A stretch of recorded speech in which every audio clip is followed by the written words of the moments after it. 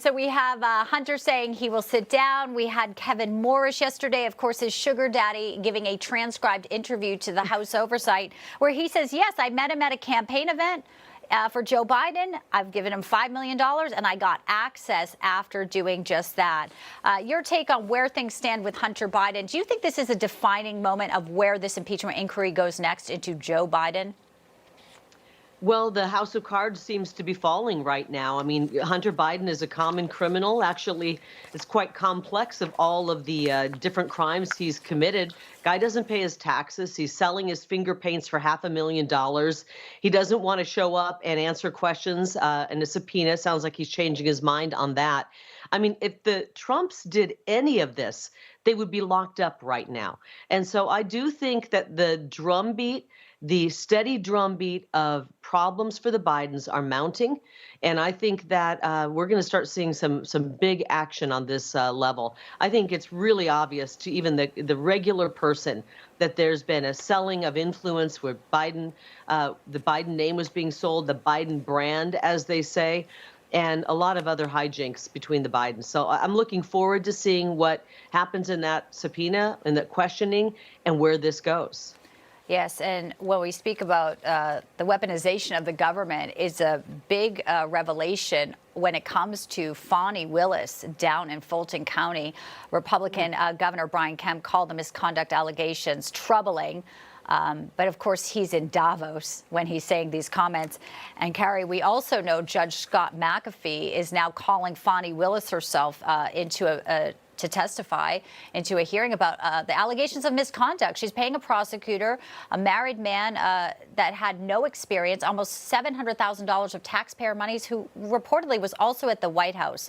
Do you think this could actually be the end of the line for not just Fani Willis's career, but even a step further, the case against Donald Trump and those co-defendants in the RICO case?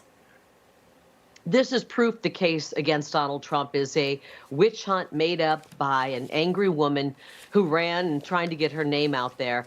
I mean, what we are uncovering with this affair that she allegedly had with this married man, the money that was being poured in, taxpayer money that was being poured into his salary, basically, he was making more than attorneys who actually had experience with these type of cases. He was making more, and then taking her on fancy cruise ship trips and vacations where the two lovers could hook up. It's really disgusting. And Brian Kemp needs to do something about this. The people of Georgia, the people of America demand that these witch hunts end, and he's got an option to do something right now. I hope he returns home quickly from Davos, where he's hanging out with his buddies, and does the right thing for the people of Georgia, for the taxpayers. You know, this was a story that broke earlier today. I'd love to get your reaction. You know, we see Hunter Biden and his issues there. They're holding off on the contempt of Congress vote because he's decided to come in. He had avoided that. But, you know, the Justice Department wants Peter Navarro. He's 74 years old, Kari. They want him to spend 6 months behind bars for criminal contempt of Congress. They want him to pay $200,000. They put him in handcuffs and leg shackles at an airport. The two-tier justice system, his attorneys in a separate court filing on Thursday said they don't want the judge to sentence more than 6 months in prison and spend $200 fine. It really does seem so blatant when we see how the DOJ is operating if you are conservative versus a Democrat, let alone be last name Biden. This has been a multi-year attack on anybody who is a leader in the Make America Great Again or America First movement. It's very obvious, the constant witch hunt against President Trump. They've gone after Steve Bannon. They've gone after Navarro. They've gone after the Trump children. They've gone after anybody who steps forward. They're going after me as well.